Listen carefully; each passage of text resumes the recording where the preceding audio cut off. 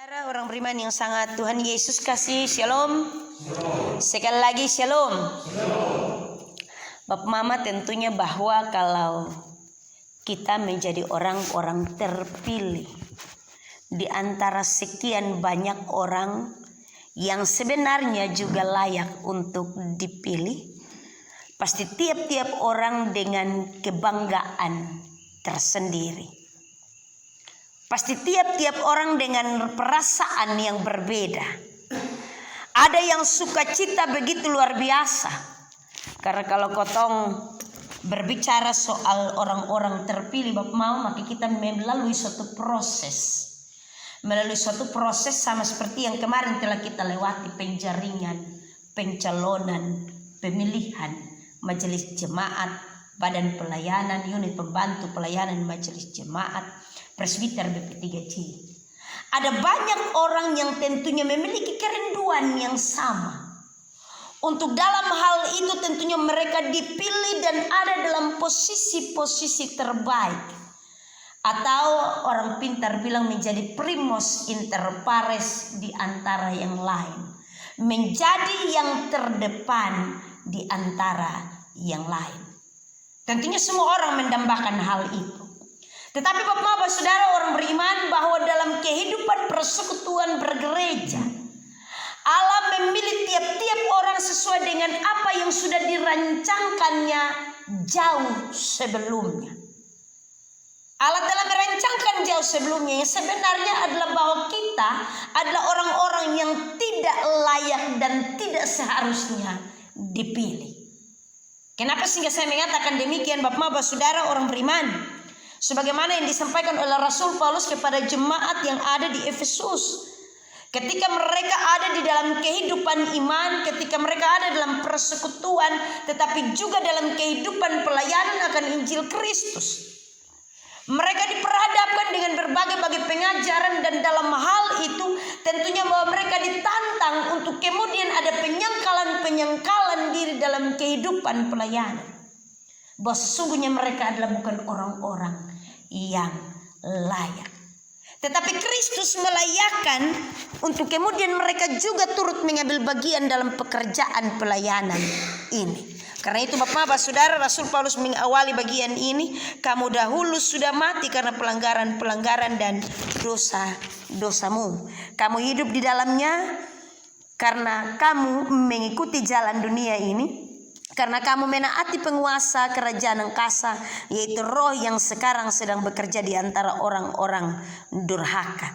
Sebenarnya dahulu kamu semua juga terhitung di antara mereka ketika kami hidup di dalam hawa nafsu, daging dan menuruti kehendak daging dan pikiran kami yang jahat. Pada dasarnya kami adalah orang-orang yang harus dimurkai sama seperti mereka yang lain. Kita lanjutkan bagian ayat yang keempat. Rasul Paulus bilang, tetapi Allah yang kaya dengan rahmat, oleh karena kasih-Nya yang besar yang dilimpahkannya kepada kita. Artinya bahwa kemarin kalau kita terpilih dan kemudian Allah mempercayakan bagian pelayanan ini, itu berarti bahwa benar bahwa kita adalah sebenarnya orang-orang yang harus dimurkai dan tidak layak dalam ini pelayanan.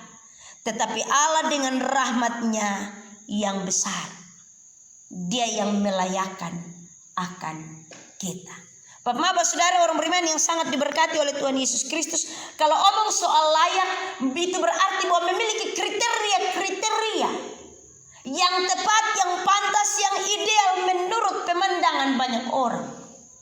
Kalau kotong omong soal orang yang duduk di depan, pasti orang seomong di kriteria harus ini, itu dan seterusnya. Ada ketentuan. Tetapi berbeda dengan apa yang menjadi pemilihan Allah bagi tiap-tiap orang. Allah memilih kita karena firman Tuhan ini hanya karena kasih karunia. Dia mempercayakan pekerjaan pelayanan ini karena kasih karunia. Bukan karena kita memiliki kelebihan-kelebihan yang spesial, memiliki kelebihan-kelebihan terbaik lebih dari yang lain. Tetapi karena kasih karunia-Nya, Dia memilih tiap-tiap orang. Dia memilih untuk kita jadi badan pelayanan, memilih untuk kemudian kita jadi unit pembantu pelayanan majelis jemaat, memilih kita dalam barisan presbiter BP3C, memilih untuk kita menjadi rukun koordinator dalam tiap-tiap rayon. Allah mempercayakan itu bagi kita karena kasih karunia-Nya yang besar. Kasih karunia itu diberikan secara cuma-cuma, bukan karena kita membeli atau kita membayar Allah, atau bukan karena kita memberikan keuntungan kepada Allah, tetapi kasih karunia itu karena Allah melayakan kita. Dia sudah memilih kita jauh sebelumnya. Tetapi dia lanjutkan dalam bagian ini firman Tuhan. Rasul Paulus bilang, ingat bahwa ini bukan kotompung hasil kerja keras, bukan kotompung upaya, tetapi semuanya adalah pemberian Allah. Karena itu jangan ada orang yang membanggakan diri, atau menonjolkan diri, atau menyombongkan dirinya karena dipercayakan Allah atas pekerjaan besar ini. Tetapi tiap-tiap orang dengan rendah hati mengakui bahwa Allah yang memberi kepercayaan bagi kita. Karena itu Bapak-Bapak Saudara orang beriman yang sangat diberkati oleh Tuhan Yesus Kristus, kalau Allah telah memberikan kepercayaan bagi kita, maka yang pertama yang harus kita buat adalah kita benar-benar melihat bahwa yang kita terima adalah kasih karunia Allah, adalah pemberian Allah, adalah kepercayaan Allah. Tiap-tiap orang harus dengan pengakuan bahwa yang kita terima adalah pemberian Allah semata-mata. Yang kedua, tentunya bahwa kalau Allah sudah mempercayakan pekerjaan ini sebagai pemberian yang baik bagi tiap-tiap orang, yang dibutuhkan dari kita yang kedua ada tanggung jawab. Omong soal tanggung jawab ini bukan hal yang gampang, bukan hal yang mudah. Omong soal tanggung jawab adalah suatu beban besar yang akan ditaruh di atas pundak tiap-tiap orang. Di belengkuk yang kupasang ringan, benar. Tetapi tanggung jawab ada di pundak, bukan di kuku. Firman Tuhan, om belengkuk yang kupasang itu ringan. Tetapi ingat bahwa tanggung jawab ada di pundak. Pergumulan meriba besi pae bukan pergumulan yang gampang.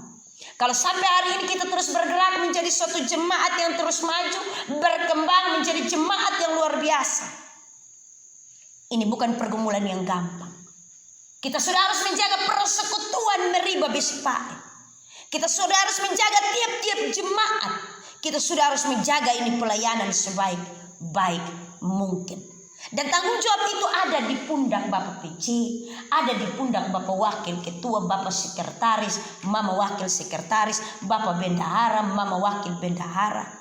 Semua kita yang terpilih untuk melayani. Kita harus menjaga jemaat ini. Jangan sampai ini jemaat yang viral-viral bilang ini jemaat dari Lompong Gedung sewaktu awal itu kan kasihan, digubuk derita, tapi Tuhan buat perkara luar biasa dan sekarang jadi jemaat besar. Kemudian kita tidak sanggup untuk menjaga ini jemaat dan pelayanan. Kotompung tanggung jawab adalah menjaga dengan baik, menata dengan baik. Ingat bahwa di atas pundak kita bukan hanya omong soal jemaat, persekutuan jemaat, tetapi kita sudah harus omong lagi soal menata di manajemen sistem organisasi secara baik. Kita diberi tanggung jawab untuk menata manajemen lebih baik. Jadi kalau kasih karunia diberikan secara cuma-cuma, tetapi tanggung jawab adalah bayar harga. Tiap orang harus memberi diri untuk melayani dengan tanggung jawab. Bapak-bapak saudara orang beriman yang sangat diberkati Tuhan, yang ketiga atau yang terakhir, komitmen. Komitmen itu sama juga dengan keteguhan hati. Komitmen itu sama juga dengan sungguh-sungguh. Rasul Paulus bilang bekerjalah seperti untuk Tuhan. Melayanilah seperti untuk Tuhan. Terkadang kita akan dikorbankan. Kotompung perasaan, kotompung waktu, kotompung tenaga, kotompung keluarga, rumah tangga, kotompung kepentingan yang lain akan dikorbankan. Amin kok? Amin. Amin. Akan dikorbankan. Pengalaman beberapa tahun lalu, Bapak Hanis itu sudah kerja kebun. PJ juga kemungkinan besar sudah kerja kebun. Bapak Syekh juga demikian. Kita berkomitmen untuk bangun ini gedung besar. Akhirnya karena bertepatan dengan kota musim mau kerja kebun, mau tanam, ada banyak orang memilih untuk tidak tanam. Hanya karena komitmen dan kesungguhan. bahwa kalau bukan kotong, siapa lagi? Harus sungguh-sungguh.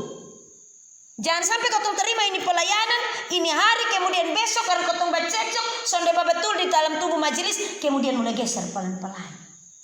Akhirnya kotong pun jalan pincang. Susah ada 2 kaki lagi tapi kotong jalan 1 kaki. Ingat, ini pelayanan membutuhkan tangan-tangan yang kuat. Ini pelayanan membutuhkan kaki-kaki yang kuat. Ini pelayanan membutuhkan hati banyak orang untuk kemudian menopang ke depan. Karena itu harus dengan kesungguhan. Benar-benar. Bahwa walaupun nanti ke depan ketika kita harus mengorbankan banyak hal, tetapi berpikirlah bahwa itu untuk Tuhan. Bapak-bapak saudara orang beriman yang sangat diberkati Tuhan, besok kita akan melaksanakan peneguhan, peradaban, serta badan harian dalam pelayanan, unit pembantu pelayanan majelis jemaat, presbiter GP3J, peradaban untuk rukun. Tentunya bahwa kotong terbatas.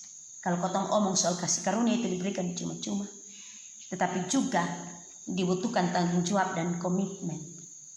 Itu berarti bahwa hanya Tuhan saja yang dapat menolong di sepanjang perjalanan ini. 4 tahun kita akan berjalan ke depan. Satu priorisasi nanti bukan hal yang gampang. Satu priorisasi butuh pergumulan, butuh kerja keras untuk membawa perubahan-perubahan besar bagi jemaat. Karena itu bersatu hati, penuh kekompakan, kesatuan di dalam iman, berdoa bersama-sama untuk ini pelayanan ke depan. Tuhan pasti akan menolong menuntun kita, mengaruniakan bagi tiap-tiap orang rohnya. Supaya ketika kita tidak mampu kita dimampukan. Supaya ketika kita lemah kita dikuatkan. Supaya ketika kita terjatuh kita dibangkitkan kembali untuk melayani. Tuhan pasti akan menolong kita. Karena itu sore hari ini dia mempersiapkan masing-masing kita. Supaya kehidupan pelayanan ini terus ada di sini. Nama Tuhan disebut, dipuji dan dimuliakan. Tuhan memberkati kita dalam terang firman-Nya. Pujilah nama Tuhan Allah kita.